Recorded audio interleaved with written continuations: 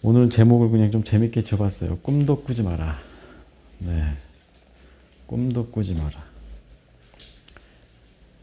여러분들 뭐 어떤 신앙의 선배나 부모님이나 아니면 선배들이나 선생님들한테 꿈을 꾸라는 이야기 많이 듣잖아요. 네, 저도 꿈을 꿔야 된다. 또 전도사를 시작할 때는 전도사가 꿈이 있고 비전이 있어야지 하면서 저한테 꿈과 비전을 물어보는 이런 목사님들이 많았어요. 그런데 사실 그 처음 시작할 당시엔 뭐 그냥 목회를 해야 되는구나 말고 딱히 다른 꿈이 없었거든요. 물론 이제 나이 들고 실제 목회 현장에서 일을 하면서 아 이렇게 목회해야 되겠다 하는 이제 나름대로의 소명을 얻기는 했지만 아무튼 이 꿈에 대한 강박들이 참 많이 있었던 것 같아요. 뭔가 꿈을 꾸고 비전을 가져야만 할 것 같은 그런 강박증 때문에 이런저런 책도 읽어보고 뭐 강연 같은 것도 많이 들어보고 했는데 생각해보면은 그게 다 누구를 위한 일이었나 이런 생각이 들어요. 이미 하나님께서는 모든 사람에게 소명을 주셨다고 저는 생각해요. 아직 발견하지 못했을 뿐이지 그거를 발견하기까지 시간이 필요한 것이고 또 어떤 경험이나 지식도 필요한 건데 그냥 꿈이 있느냐 없느냐 가지고서 이 사람이 좋은 사람이냐 나쁜 사람이냐 이렇게 판가름하는 어떤 잣대가 되어버린 그런 현실들이 좀 안타까웠다 이런 생각을 합니다. 아무튼 우리는 꿈을 강요당하면서 살죠. 너 이 나이가 되도록 지금 뭐 한 게 있느냐.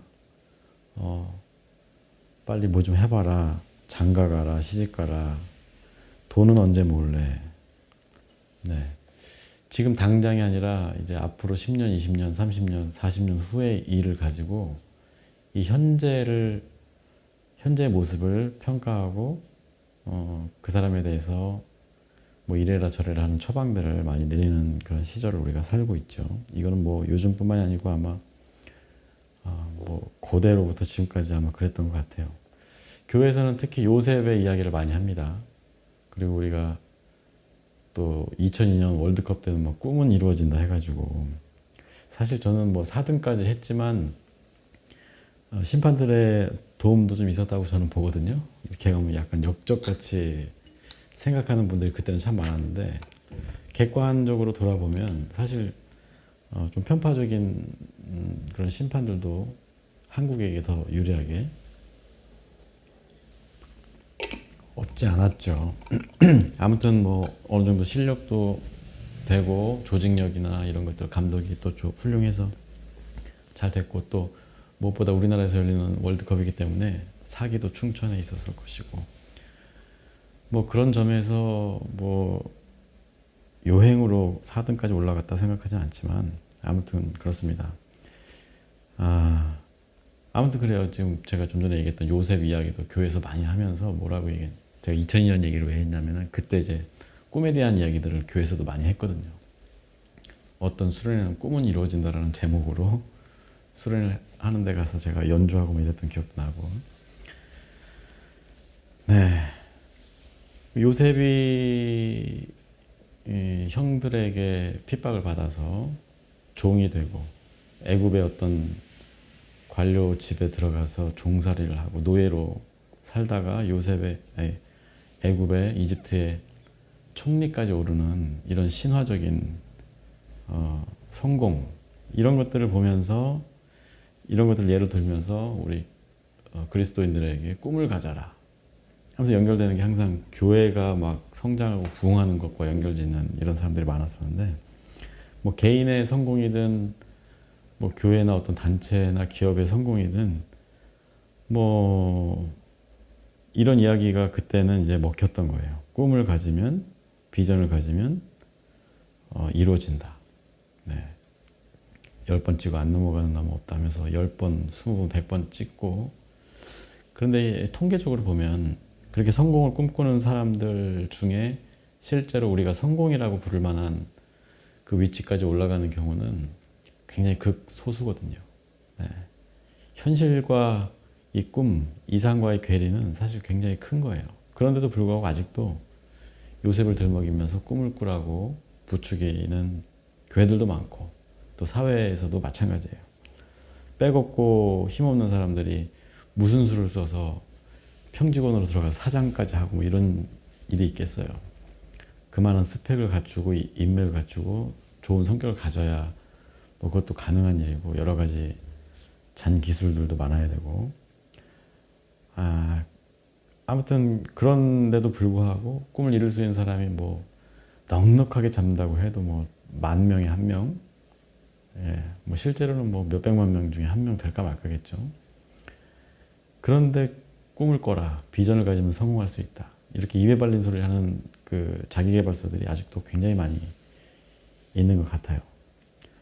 그래서 뭐 꿈을 가져야 한다, 비전이 있어야 된다, 계획을 가지고 살아야 된다, 성공해야 한다, 어떻게 해야 성공한다, 이런 것들을 소개한 책들이 많죠.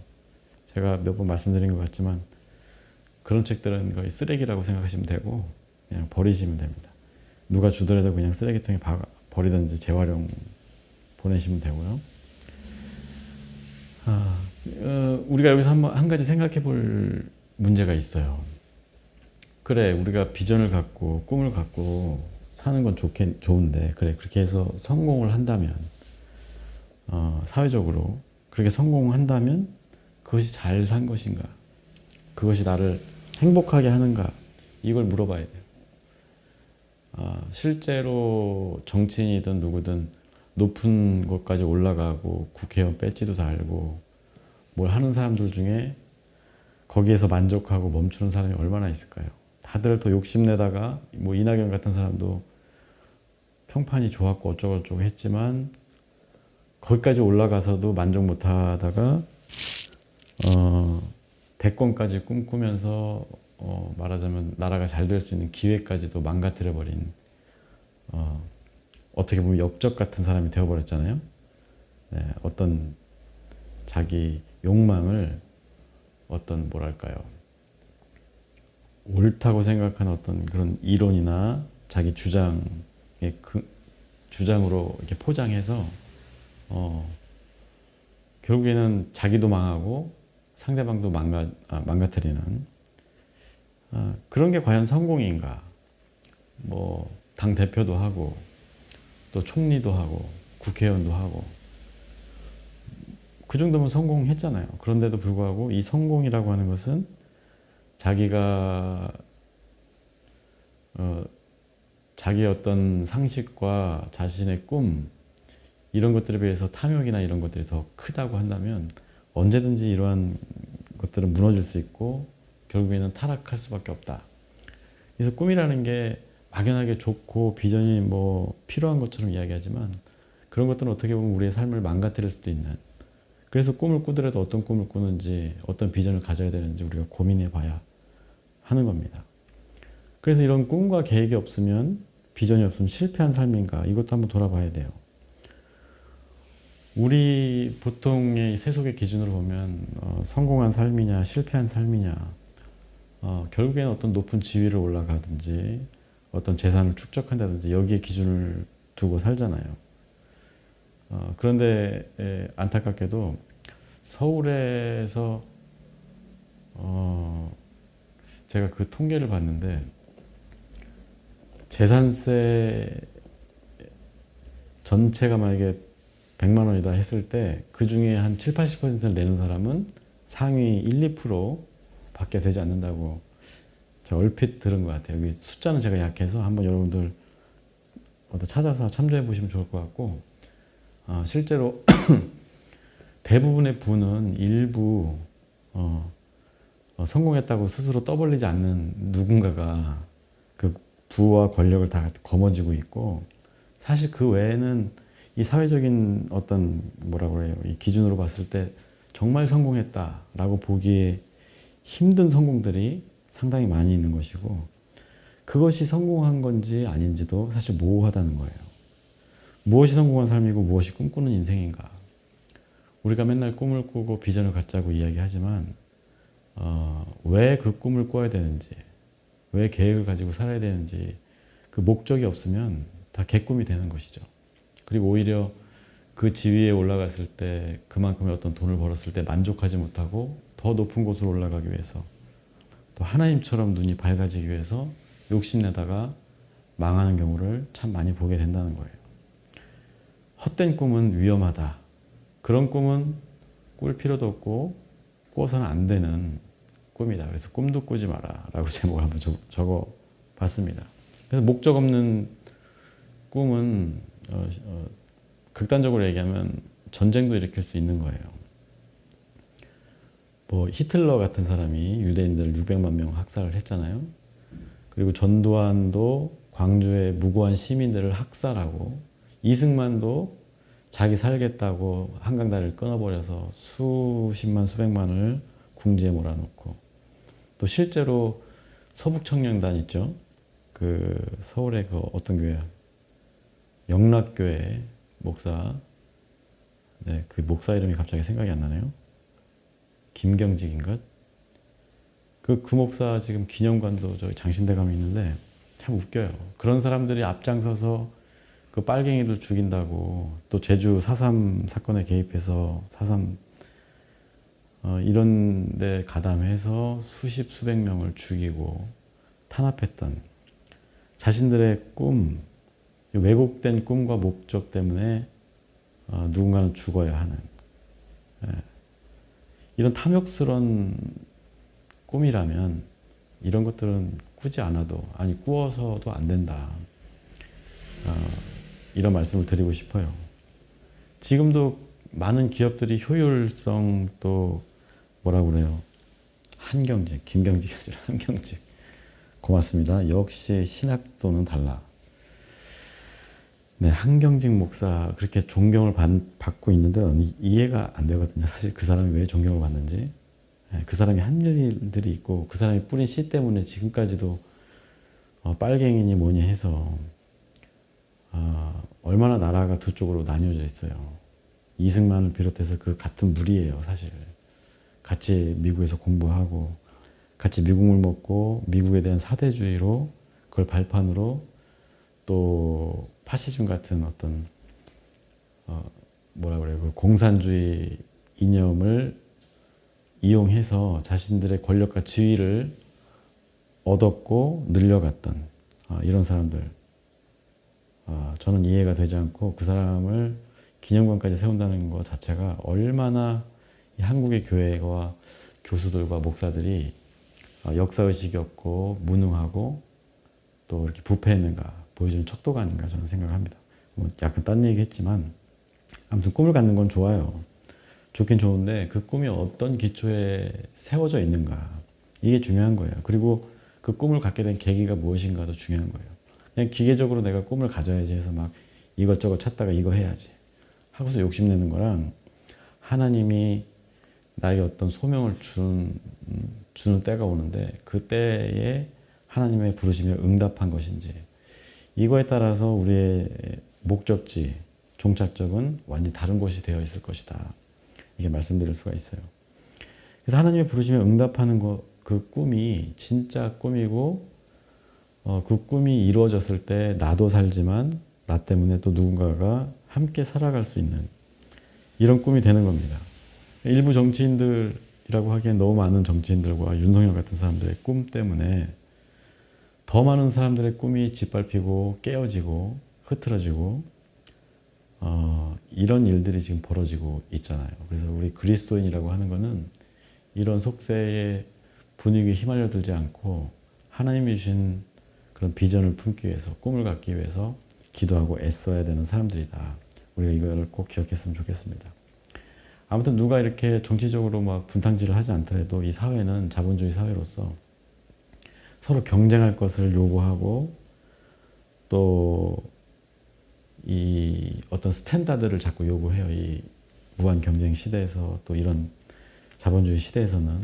그래서 기업에서 쓸 수 있는 자원, 국가에서 쓸 수 있는 자원들이 돈도 있지만 인적 자원이 있잖아요. 그래서 이 인적 자원들을 최대한 막 경쟁시켜서 어느 정도의 수준까지 도달하게 해서 우리를 소모품처럼 쓰고 버리는 이런 현대 사회에서 우리가 중심을 올바로 갖지 않으면 내가 무슨 꿈을 꿔야 되는지도 모르겠지만 꿈을 꾸더라도 엉뚱한 꿈을 자신의 욕망을 투영한 어떤 꿈을 꾸면서 어리숙한 삶을 누군가에게 피해를 끼치는 삶을 살 수 있다 하는 것을 우리가 염두에 두어야 하는 겁니다. 우리에게 이 사회나 부모나 누군가는 이런저런 삶을 요구해요. 뭐 이런 꿈을 가져라 저런 꿈을 가져라 이렇게 돼야 되지 않겠느냐. 그래서 사람들은 이제 그 사람들 사이에서 인정받고 싶은 욕구가 있잖아요. 그래서 그 사람들의 비위에 맞추고 대충대충 그 사람 비위 맞추면서 섞여서 이도저도 아니면서 꿈을 꾸고 어쩌다 잘 되면 이제 남 위에 군림하려고 하고 이런 것들이 결국에는 우리 모두를 무너뜨릴 수 있다. 그래서 우리가 먼저 꿈을 꾸고 열심히 살아갈 때는 그것이 하나님 보시기에 합당한 것인지 하나님 앞에서 인정을 받을 때 비로소 우리는 그게 꿈이었다. 하나님 주신 비전이었다. 이렇게 이야기할 수 있는 거예요. 예전에 그 오정현 목사라고 그 교회 입당 예배인가 헌당 예배 하면서 모든 일은 하나님이 하셨습니다라고 딱 그 화면을 보여주는데 정말 기가 찼거든요. 자기네들이 질러놓은 일을 하나님이 하셨다고 둘러대면서 자신들의 욕망을 하나님의 이름으로 감추는 이런 행태를 보면서 그들이 가진 꿈은 무엇이고 이 꿈이 도대체 어떤 꿈이냐 이런 고민들을 좀 했던 기억이 납니다. 사람들 눈치 보고 남들보다 더 큰 교회, 멋있는 교회, 더 영향력 있는 목사가 되기 위해서, 교회가 되기 위해서 그런 무리수를 두고 불법으로 막 건축을 해가지고 지금 아마 철거 작업을 하고 있는지 모르겠어요. 네, 그런 꿈들이라면 차라리 아무것도 하지 마라. 우리 대통령한테 요즘 하는 말이죠. 아무것도 하지 말고 그냥 가만히 있는 게 나을 수도 있다. 저는 이런 생각합니다. 그래서 우리는 사람들의 어떤 시선이나 인정받고 싶은 욕구에서 벗어나야 돼요. 뭐면 어때 내가. 꿈이 있으면 어떻고 없으면 어떻겠어요. 그거는 내 문제지 그 사람들의 문제가 아닌데 꼭 나한테 개입해서 이래라 저래라 하는 사람들이 많이 있어요. 그런 말 물론 좋은 말들은 새겨 들어야 되겠지만 굳이 휘둘리지 않아도 된다. 우리가 생각해야 될 것은 하나님께 인정받아야 한다는 게 중요한 겁니다. 그렇다고 하나님 눈치를 보라는 게 아니라 어떤 삶을 살든 그게 중요한 거라기보다 다만 내가 내 삶을 이끌어가는 거예요. 이렇게 얘기하면 약간 역적 같지만 내 삶의 주인은 나예요. 내 삶의 주인은 하나님입니다. 내가 주인 삼은 뭐 그런 노래도 있잖아요. 이 제목이 생각이 안 나네. 그래서 나를 종처럼 낮추고 하나님 뜻에 굴복하고 살아가는 게 그리스도인의 도리인 것처럼 이렇게 얘기하는데 나중에 한번 이야기할 기회가 있는지 모르겠지만 천지창조라는 그림을 보면 하나님은 손가락을 이렇게 내밀고 있지만 그 미켈란젤로였나? 사람은 손을 이렇게 구부리고 있어요. 그리고 뒤에서는 여러 사람들이 막 하나님을 잡아 당겨요. 뭐냐면 사람들은 하나님한테 이것저것 요구하면서 나를 이렇게 해달라 저렇게 해달라 하고 그런데 하나님과 인간이 이렇게 손이 닿은 것처럼 얘기하지만 실제로 이렇게 구부려져 있거든요. 그러니까 하나님이 뭐 이래라 저래라 한다기보다 내가 먼저 내가 누구인지에 대해서 정확하게 이해하고 내가 나를 제어하고 이끌어가는 주체라는 사실을 인정해야 된다는 거예요. 이게 왜 필요하냐면 이렇지 않고 무조건 하나님께 의지합니다 했을 때 잘못된 일들에 대해서 다 하나님 탓을 하게 되는 거예요. 그러면서 하나님은 막 끌어당기면서 나 이렇게 해주세요 저렇게 해주세요. 이런 사단이 일어난다는 것이죠. 그 그림을 통해서 보면. 그래서 내 삶의 주인은 나다.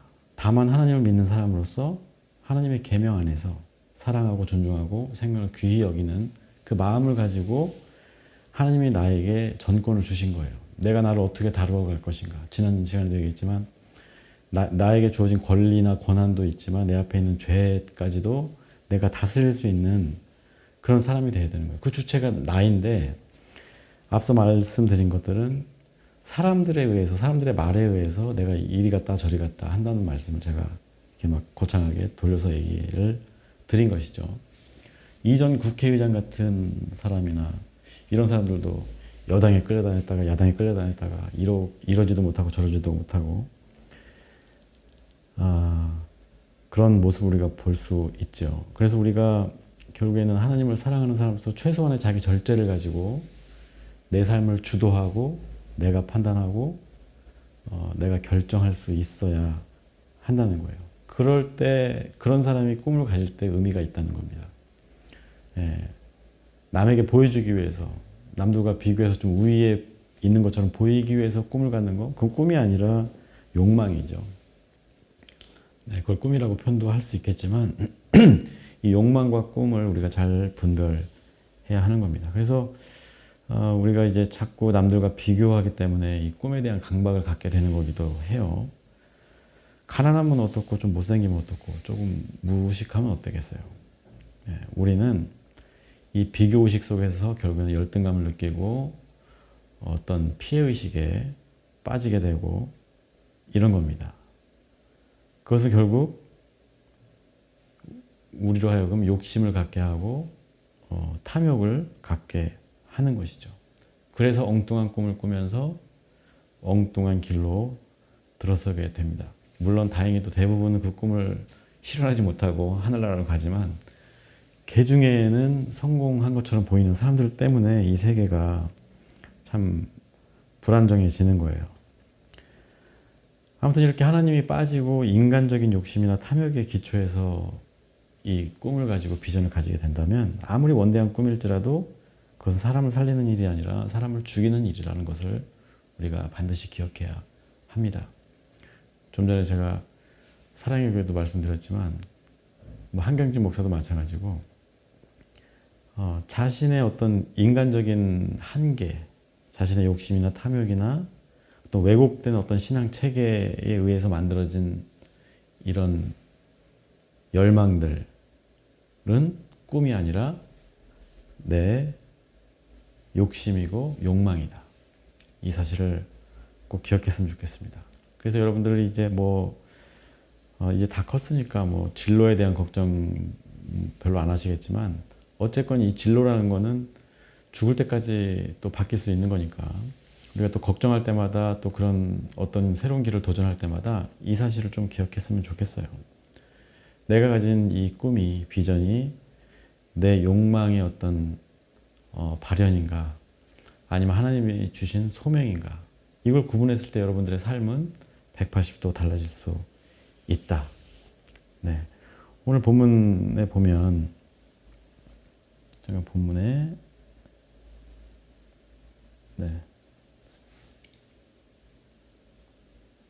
오늘 읽진 않았지만 4절 이하에 보면은 결국엔 오늘 아브라함이 여호와의 말씀을 따라 갔다. 네. 본토 아비집을 떠나라고 오늘 주제 말씀이 있죠. 근데 거기에 대해서 베드로래요. 아브라함은 그냥 따라간 거예요. 하나님의 말씀을 따라서 그 소명대로 본토 아비집을 떠날 때 어떤 계획이 있거나 대안을 가지고 간 게 아니라 그런 소명을 받았을 때 그 소명대로 그냥 갔다는 거예요. 저도 이제 서울을 떠나서 이제 익산 전주로 내려오면서 뭘 계획하고 온 건 아니거든요. 근데 오면서 결혼도 하게 되고 아기도 낳게 되고 이렇게 자리 잡고 살게 됐는데 이때 아브라함의 나이가 75세라고 해요. 아브라함이 무슨 계획이 있은들 꿈이 있은들 그 나이에 뭔가를 이룰 수 있는 나이가 될까요? 상식적으로? 예. 그런데 결과론적으로 아브라함은 복의 어떤 근원이 되고 축복의 근원이 됐죠. 이 사람이 뛰어난 어떤 지식을 갖거나 용기가 있거나 어떤 계획이 있거나 원대한 꿈을 가진 게 아니라 하나님이 보여주신 길을 소박하게 따라간 거예요. 그저 하나님 부르심에 응답하는 삶을 산 것이죠. 실수도 많이 했지만 그냥 하나님이 주신 영감을 가지고 살아갔던 거예요. 그래서 아브라함은 결과적으로 성공한 사람이 된 것이죠. 꿈이 없어서 계획이 없어서 실패한 사람이 되었냐? 묻는다면 아니잖아요. 성공했잖아요. 네. 지금 아브라함, 링컨 뭐 이런 이름에도 많이 들어가잖아요. 아브라함. 그만큼 성공한 사람이고 우리가 추종하는 사람 중에 하나죠. 그리고 아브라함의 예를 들어서 우리가 축복을 이야기할 때 아브라함을 많이 인용을 하기도 합니다. 1절에 내가 너에게 보여줄 땅으로 가라. 보여준다. 본다는 말, 여러분들 텔레비전은 어떤 어떤 신호로 뭔가 보는 걸 만들어주는 걸 텔레비전이라고 하잖아요. 뭔가 보고 듣고 맛을 보고 만져보고 해야 우리가 그것을 하나님이 보여주신다고 한 그것들을 우리가 경험하기 위해서 애쓰고 그것을 경험하고 느끼고 생각할 때 우리가 그 꿈이라고 하는 것, 비전이라고 하는 것, 하나님이 주신 소명을 실질적으로 우리가 맛보고 체험하고 이루어갈 수 있는 겁니다. 그래서 뭔가 우리가 그냥 가만히 있는 것이 계획대로 살지 말라고 했다고 해서 그냥 가만히 있는 것이 아니라 우리가 하나님의 말씀을 들으려고 애쓰고 또 그 시간 동안 우리가 아직 꿈이 없든 아직 성공을 못했든 간에 그 시간에 그냥 놀고 있는 것이 아니라 뭐 밥벌이라도 해야 되고 또 책도 읽어야 되고 하나님 말씀도 묵상해야겠죠. 그 맛보고 즐기고 뜯고 하면서 때를 기다리는 거예요.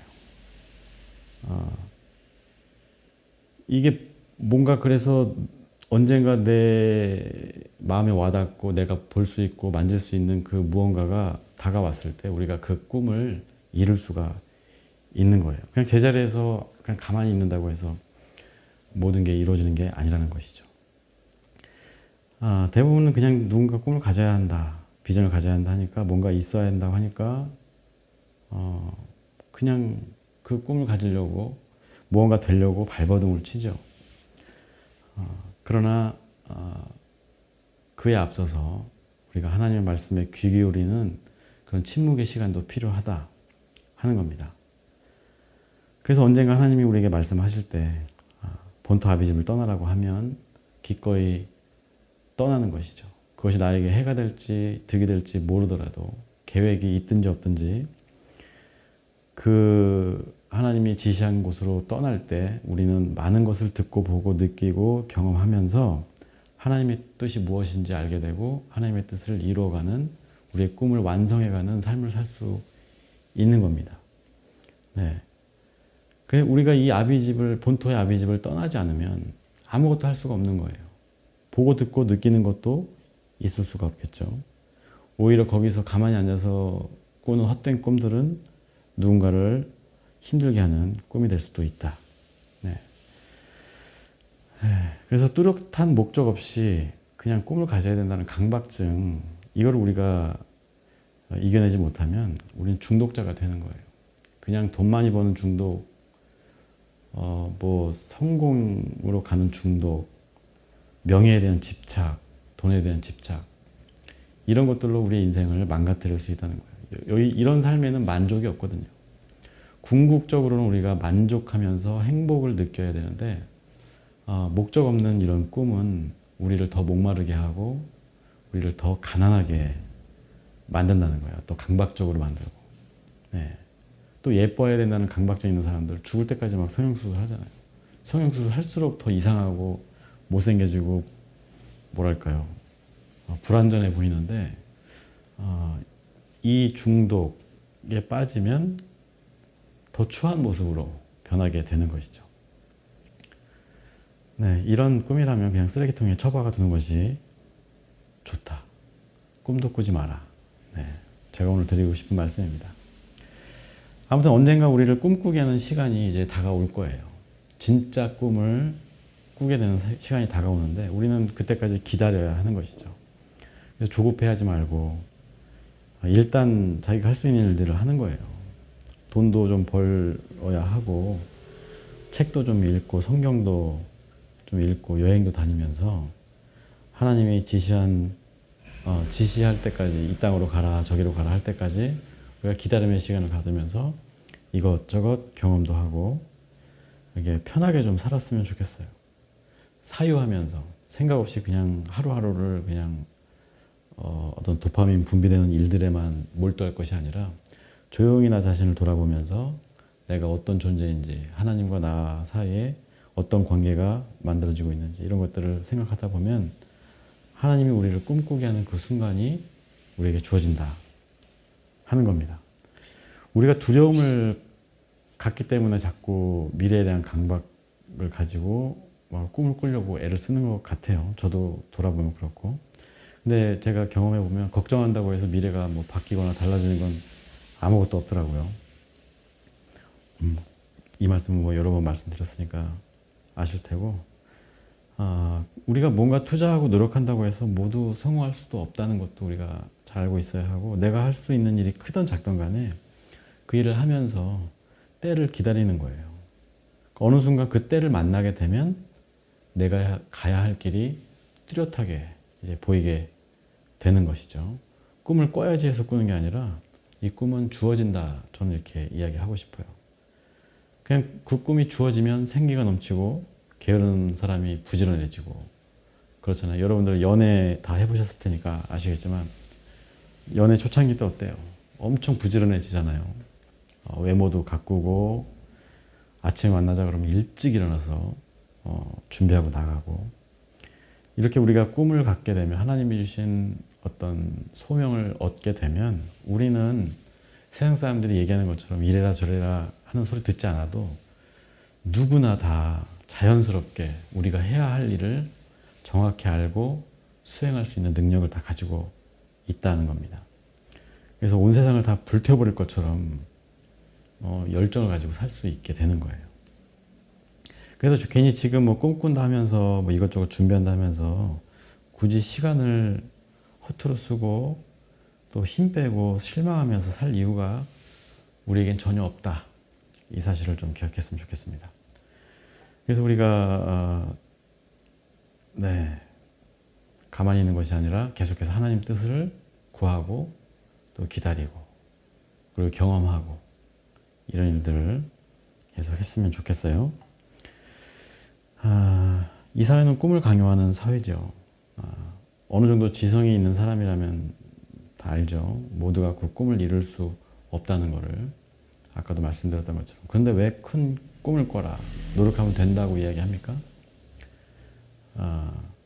이렇게 이야기하는 사람들이 결국에는 사람들에게 자기들이 짜놓은 판에서 내가 시키는 대로 일해라, 이렇게 살아라, 꼭두각시가 되라 하는 거예요.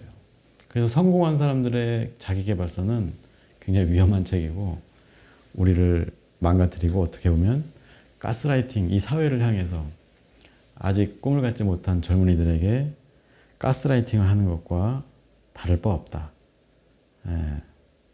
결국 한 명만 이룰 수 있는 꿈을 100명, 1000명, 10,000명이 그 꿈을 향해서 똑같이 달려가는 거, 얼마나 징그러운 일이에요. 우리는 각자 고유의 멋과 맛을 가진 사람들인데 어떻게 그 성공한 사람들의 말을 듣고 윤석열 같은 사람을 보고 나도 저렇게 돼야지, 이렇게 단순한 생각을 가질 수 있겠어요? 그런 꿈은 꿈이 아니다. 이런 진짜 꿈을 갖지 못한 사람들은 불나방처럼 목적 없이 불에 막 뛰어들잖아요. 타 죽잖아요. 그런 꿈을 우리는 버려야 하는 거예요. 과감하게 그런 강박증을 내려놓고 하나님 앞에 섰을 때 우리가 비로소 진짜 꿈을 꿀 수 있다. 아무튼 이게 정리해보자면 이런 상황이에요. 나라는 존재가 빠진 결정을 평생 누가 해왔느냐. 부모가 해왔고 친구들, 이게 분위기, 사회 분위기가 해왔어요. 친구들이, 부모님이. 사회가 요구하는 스탠다드로 우리를 길들여 왔다는 거예요. 여기서 자기 뜻이 거의 반영이 안 되죠. 저도 어머니가 정한 대로 살 뻔했어요. 너는 목사가 돼야 된다 해가지고 정규적으로 이제 잘 밟아서 쭉쭉 올라가서 목사가 벌써 되어버렸다면 아마 저는 목사가 돼서 엄청 많이 방황했을 것 같아요. 그런데 거기에 대해서 제가 물음표를 갖고 내가 왜 나의 꿈이 아닌 남의 꿈을 꾸고 살아야 하지? 라는 어떤 근본적인 질문, 인문학적인 질문이죠. 또 철학적인 질문이기도 하고, 이런 질문을 내가 의문을 가졌을 때 비로소 저는 자유함을 얻었고, 그 자유로움 속에서 내가 가야 할 길을 조금씩 더 명확하게 밝혀가고 있는 과정에 있는 겁니다. 그런데 여전히 내가 빠진 누군가 어떤 분위기나 이렇게 흐름에 나를 맡겨서 그냥 그 사회가 요구하는 스탠다드가 되어야 한다는 그런 어떤 기계적인 꿈을 가진 사람들은 괴로워지는 것이죠. 그 꿈 때문에 괴롭고, 꿈을 이뤄도 괴롭고, 이루지 못해서 괴롭고. 그러니까 이제 여러분들 그런 꿈이라면 과감히 버려도 되지 않을까. 비전, 계획, 이런 거 그렇게 우리 삶에 중요한 것 같지는 않아요. 물론 기본적으로 우리 의료보험이나 암보험이나 이런 거 하나 뭐 계획적으로 들어놓는 거, 뭐 이런 것까지 하지 말라, 쓸데없는 일이다 하는 건 아니에요. 근데 이걸로 내가 어떤 큰 이익을 달성하겠다라든지 이런 헛된 욕망에서 이러한 결정들을 하는 것은 매우 위험하다 생각하는 겁니다. 여러분, 꿈이 없다고, 계획이 없다고, 또 실력이 없다고 낙심할 필요가 없는 거예요. 아브라함은 75세에 부르심을 받았는데 아브라함도 계획도 없었어요. 그냥 가라니까 간 것뿐이고, 모세라는 걸출한 인물도 70이 되어서야 자기 소명을 깨닫게 된 거예요. 자기가 지금 무엇을 해야 하는지 70의 나이에 깨닫게 된 거예요. 우리가 70이든 80이든 늦게 소명을 받더라도 그 소명대로 단 1년, 하루만 살더라도 우리는 잘 살고 가는 거예요. 그런데 평생을 남의 꿈을 쫓아서 살아가는 거, 이것처럼 불행하고 안타까운 일이 또 어디 있겠어요. 예. 우리가 나이 들고 늦게 꿈을 찾더라도 늦지 않은 거예요. 사람들은 뭐 20대는 뭘 해야 되고 30대는 뭘 해야 되고 50대가 되면 50세가 되면 지천명이 돼서 하늘의 뜻을 알아야 된다 막 이러는데 그거는 이제 사람들이 만들어 놓은 표준이고 우리가 그 표준에 끼워서 맞춰서 살아갈 필요는 없다 하는 것이죠.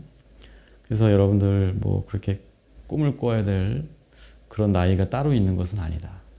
열심히 놀 수 있으면 놀고 또 쉴 수 있으면 쉬고 이제 자기 자신을 조금 내버려 두어도 나쁘지 않다. 강박적으로 열심히 하려고 하지 말고 내가 좋거든 그렇게 하되 굳이 내가 뭔가에 맞추기 위해서 남들의 눈에 인정받기 위해서 하면서 자신의 영혼을 갉아먹는 일은 하지 말았으면 좋겠다. 저는 이렇게 말씀을 드리고 싶어요.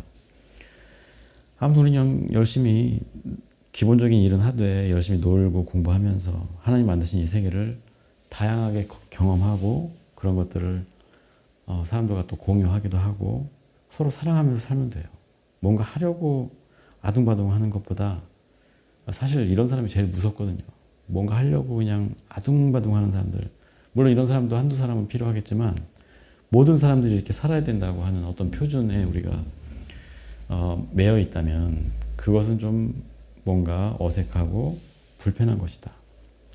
히틀러 같은 사람이나 뭐 이명박 같은 사람들이 사람들을 죽이고 사대강을 망가뜨렸던 것처럼 또 검찰 출신 대통령이 무소불위의 기소권을 가지고 사람들을 핍박하고 어렵게 하는 것처럼 이런 잘못된 꿈, 왜곡된 꿈, 왜곡된 신념에서 비롯한 어떤 잘못된 방향과 계획들은 모두 악한 것이고 실패할 것이다.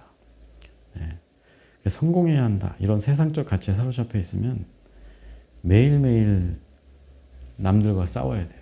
왜냐하면 짓밟고 올라가지 않으면 내가 성공할 수 없는데 우리는 상대평가를 당하고 있잖아요. 세상에서는. 우리나라 요새 방산기업이 되게 뜨고 있는데 방산기업도 그래요. 그렇게 뜨고 있어도 외국 나가서 경쟁해서 1등한 사람만 살아남는 이런 냉혹한 시절이잖아요.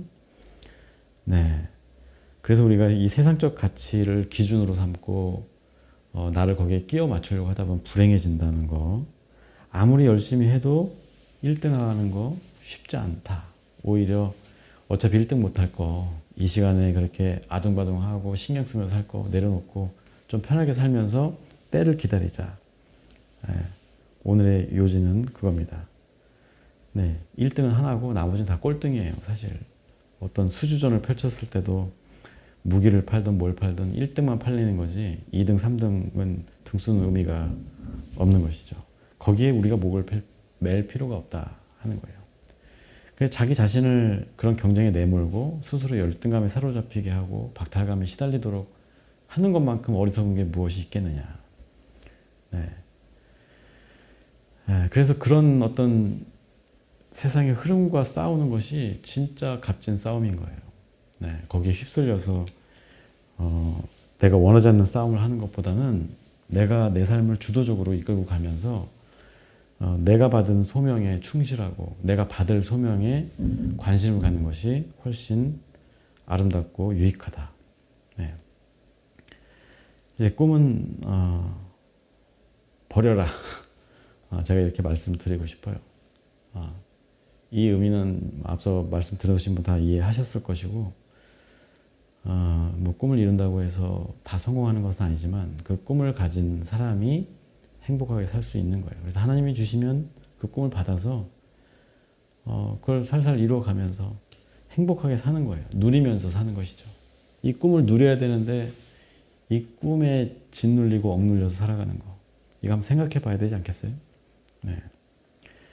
고린도후서 4장에 보면 18절에 보면 우리가 주목하는 것은 보이는 것이 아니요 보이지 않는 것이니 보이는 것은 잠깐이요 보이지 않는 것은 영원합니다. 우리가 뭐에 주목하고 살아요?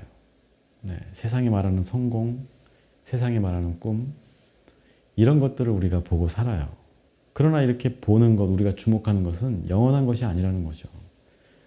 우리가 어떤 비전을 가지고 뭐 목적을 가지고 열심히 살았다 한들 자고 일어나면 세상은 바뀌잖아요. 어떤 꿈을 가졌었는데 AI가 등장하면서 그 꿈이 송두리째 날아가 버리는 경우도 있잖아요. 네, 이건 영원한 것이 아닌 거예요. 그래서 보이지 않는 것, 하나님의 꿈, 여기가 우리가 주목해야 될 지점이다 하는 겁니다. 보이진 않지만 하나님은 오늘도 우리 안에서 일하고 계시는 거예요. 우리가 이런 세속적인 흐름에 발맞추기보다 하나님 뜻에 주목하기를 하나님은 계속 바라시면서 우리에게 말씀하고 계신 거예요. 뭐 오늘은 저의 입을 빌어서 하나님 말씀하시는 것일 수도 있고 제 말이 하나님 말씀이다라는 게 아니라 네, 하나님이 여전히 여러분에게 하나님을 주목하라고 말씀하고 계시다는 겁니다. 그래서 우리가 어디를 주목하고 어디에 시선을 두느냐 여기에 따라서 우리의 삶의 질은 완벽하게 달라질 수 있다는 것이죠. 여전히 세속적인 것들에 주목을 할 건지 아니면 그런 것들이 얼마나 허무하고 얼마나 순간적이고 또 나를 추하게 만들 것인지를 생각해 본다면 그 시선을 거두어서 하나님께 두는 것이 어떨까 여러분들에게 권면하는 바입니다. 네. 보이지는 않지만 영원한 하나님을 주목하면서 하나님이 주실 그 꿈으로 살아가는 저와 여러분들이 됐으면 좋겠어요. 그래서 하나님이 준 꿈을 가지고 하루하루 의미 있는 발걸음을 이어가는 우리 모두가 되길 빕니다. 네.